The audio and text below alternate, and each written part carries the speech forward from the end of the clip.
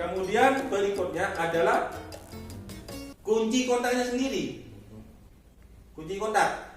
Jika kunci kontaknya itu rusak di mobil, maka pada saat di starter, tegangan yang dari baterai itu tidak bisa menuju ke solenoidnya dari motor starter di sini, yaitu ini adalah motor starternya. Perlu saya terangkan bahwa di mobil, di mesin, pemasangan dari terminal motor starter di sini, yaitu yang besar dengan baut yang besar di sini, ini adalah positif baterai. Jadi dari baterai ini dihubungkan kabel ke sini, ke terminal B. Ini B. Pakai kabel yang seperti ini besarnya. Ini harus kencang. Di sini rapat, di sini pun juga rapat. Nah, untuk yang kecil di sini, ini dihubungkan ke kunci kontak. Ke kunci kontak yang terminal ST. Di kontaknya. Kalau di sini yang 50 kodenya. Nah, kalau kunci kontaknya itu rusak saat di starter, maka tegangan tidak akan masuk ke terminal 50 di sini. Yaitu ini solenoidnya. Tidak akan masuk ke dalam kumparan yang di terminal 50. Sehingga otomatis solenoid ini tidak akan bisa bekerja. Karena tidak ada arus masuk. Harus tidak masuk ke dalam kumparan yang ada di sini, sehingga solenoid tidak akan tertarik begini. Akibatnya yang namanya armatur ini tidak akan berputar. Nah, sehingga port engkol mesin juga tidak akan bisa berputar. Ini kerusakan yang pertama tadi. Analisa berikut. Nah, yaitu kerusakan pada solenoidnya sendiri. Ini adalah solenoid. Ya, ini solenoid. Apakah solenoid ini rusak atau tidak? Bagaimana cara kita memeriksanya? Nanti pada pertemuan berikutnya saya akan menjelaskan bagaimana kita memeriksa kondisi dari solenoid ini.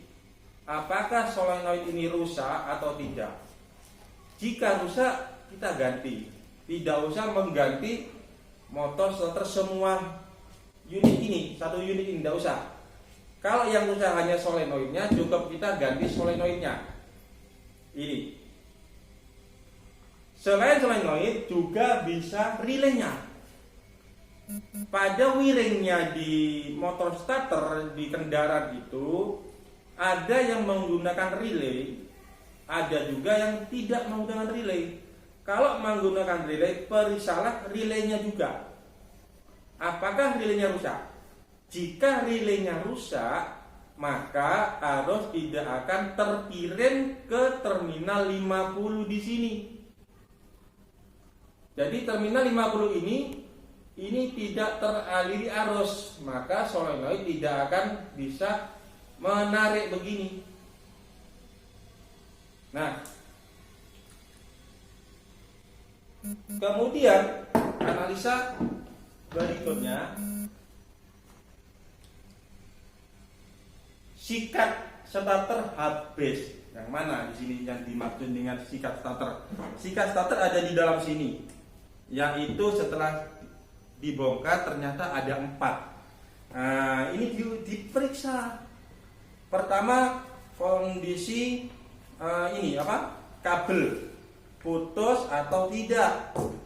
Ini kabelnya. Ini ternyata di sini putus. Ini yang terhubung kemana? Ini yang terhubung ke solenoid. Solenoid yang terminal yang disebut C di sini. Jadi ini tersambungkan ke sini. Nah, maka kita adakan pemeriksaan. Nanti pada pertemuan berikutnya saya akan menjelaskan bagaimana cara memeriksa sikat di sini. Nah, jangan lupa juga kita periksa tebalnya dari sikat ini. Kalau tebalnya sikat ini di bawah dari spesifikasi, maka gantilah sikatnya saja.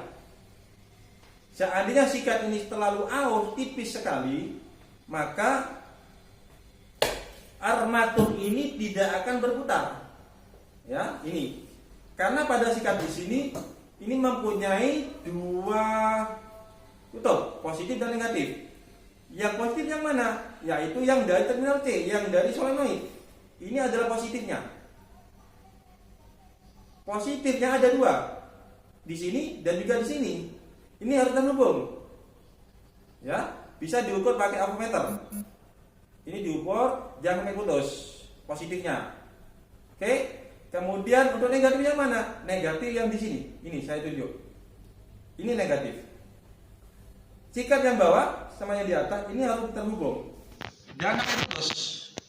Dan sikat negatif ini terhubung dengan massa body. Ini untuk memeriksa dari sikat. Nah, ini jika sikat ini rusak, aus, motor starter tidak akan bekerja. Nah, ini kerusakan yang pertama tadi ya. Yaitu saya ulangi, motor starter dihidupkan tapi tidak berputar sama sekali. Baik, untuk yang kerusakan kedua akan dilanjutkan oleh Bapak Toto. Enggak, dipersilahkan.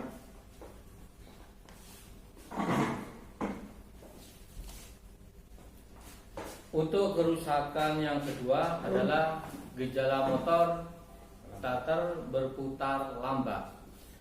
Nah, ini diagnosanya itu bisa terjadi pada baterai yang sangat lemah. Jadi baterai di sini lemah. Kemungkinan dari tegangan yang dihasilkan oleh baterai sangat kecil. Penyebabnya kecil dari air akinya yang kurang atau memang sudah umur dari aki tersebut juga dari pengisiannya gak ngisi sudah, sehingga baterai menjadi lemah. Dengan lemahnya ini secara otomatis starter juga bisa tidak berputar atau dia berputar lambat. Jadi seperti itu untuk yang pertama, kondisi yang pertama. Terus yang kedua, kondisi adalah di sambungan terminal-terminalnya. Ya, jadi terminal pada baterai mungkin kocak, terutama di bagian negatifnya atau groundnya. Groundnya di sini kocak sehingga lemah, maksudnya masanya kurang. Dengan masanya kurang, secara otomatis baterai starter akan berputar sangat lemah sekali. Jadi seperti itu. Terus yang kerusakan juga bisa terjadi pada motor starternya. Jadi motor starternya ini bisa mengalami kerusakan. Nah, kalau misalnya ini berputar lemah, ini perlu diperiksa. Jadi diperiksa, dibongkar. Ya. Akhirnya akan terbentuk bongkaran-bongkaran seperti ini. Periksa komutatornya, periksa sikat dengan feel coilnya, ini perlu diperiksa. Jadi seperti itu penjelasannya untuk penyebab motor starter bergerak lemah. Jadi seperti itu. Tiga.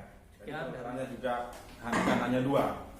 Ya, kalau kalian melihat kerusakan yang terjadi di mana itu, di jalan-jalan gara-gara dari motor starter itu tidak hanya dua itu, ya. Ini kalau yang ketiga gini.